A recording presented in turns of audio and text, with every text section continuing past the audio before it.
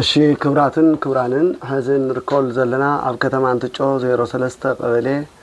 ቀጠና ሓደ ካቢና ንርከብ ዘለና እዘን ምስሊት ዘወን ትሪእዎን ዘለኹም ወገንና ሓውና ዝኾነ እንጀራ ንምእላሽ ናብ ሳዑዲ ዓረብ ኣብ ዘምርሐሉ ግዜ ካፍቶም ሓደጋ ዝወጽሖም ዝነበረ ወገናት ሓደ እዩ እዚ ሓደጋ እዚ ኣብኡ ካብ ጸላኢ ናብ ጸላኢ ብዝተተኮሰ ዲሽካ ኣብ ጸጋማይ እግሩ ተወጊኡ ናስታት 8 ወርሒ ኣብ ስቃይ ይርከብ ታሽዓ ወርሑ ይዘሎ ስለዚ እዚ ትሪእዎ ዘለኹም ምስሊ ዝንሄ ኣብ ሳዑዲ ዓረብ ኣብ ራጎና የመን ካቢ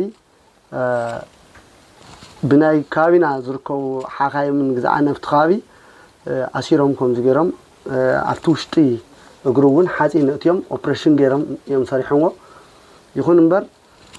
እስካብ ሕዚ ምንም ኣይተፈትሐን እንታይ ኩነታት ከም ዘለውን ክትትል ይገብርን ዘሎ እቶም ወገናትና ግን ዝውሃብ ሂዎም ኣዋጽዮም ብባሕሪ ገይሮም መሬት ዓዱ ንኽረግጽ ገይሮም ወዮም ክብረት ይሃቦም ምስ መጸ ግን ናብ አዲስ አበባ ናብ መቐለ ናብ ሕክምና ኣብ ዘግለሰሉ እዋን እዚ እግሪ እዚ ናብ ካሊ ኣንፈተ ምርሑ ስለ ዘሎ ሓደ ልዕሊ 250 260 ሽሕ ከም ትውድእ እዮም ተሓባሪታ ሂቦም ሓኻይም ስለዚ እዚ ንምፍታሕ እንደገና እውን ኣብዚ ከባቢ ዘሎ እግሪ ተመሓሊፉ ስለ ዘሎ እዚ ብጣዕሚ ዘደንግጽ እዩ እዚ ንምሕካም 260 ሽሕ የድልየካ ስለ ዘሎ ተመሓኻይም እዚ ወገን እዚ ድማ 10 ቅርሺ ዘይብሉ ናብ ዓዲ ዘይኣትዩ ዘሎ ስለዚ ኩላትና ኣብ ደገና ውሽጢ ዓድን ንርከብ ወገናት በብ ዝኸኣልና የዋጺና እግሪ እዚ ክንሕክሞ እዩ ጻውዒት ዘቀርብ ዘሎ ምናልባት ካብ አንዶቱ እውን ትኹነታት ከመይ ነይሩ ከመይ ለጋጢሙ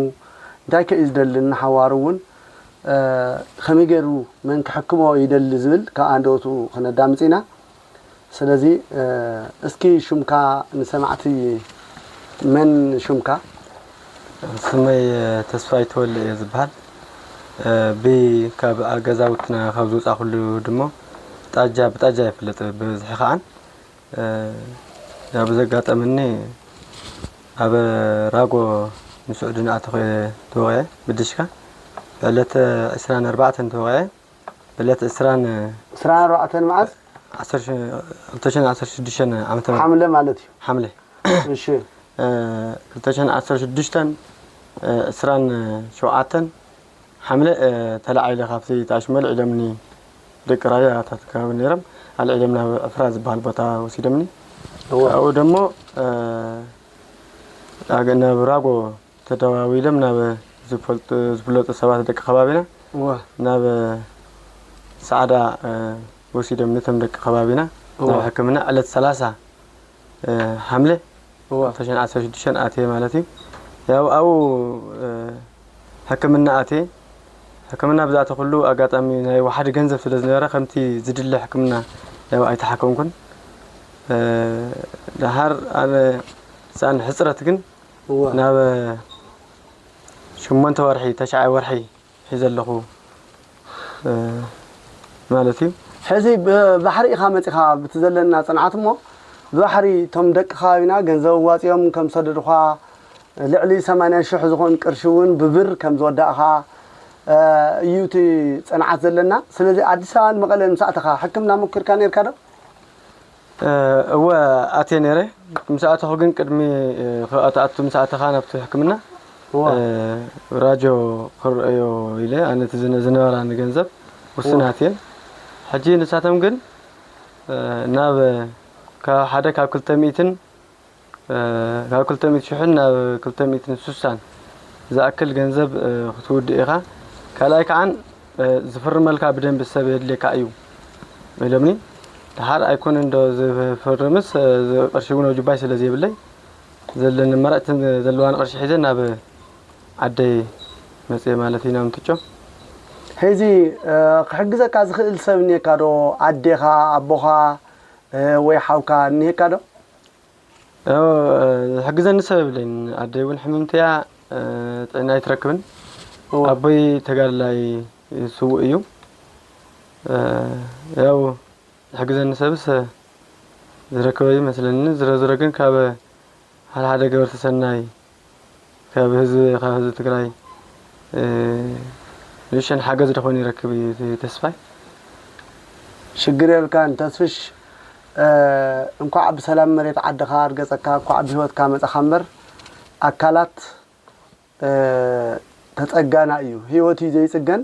ስለዚህ كل جزء عبدنا وش تعدن زنورو وجناتنا يترف ده سبن محكم هو سبن مدحن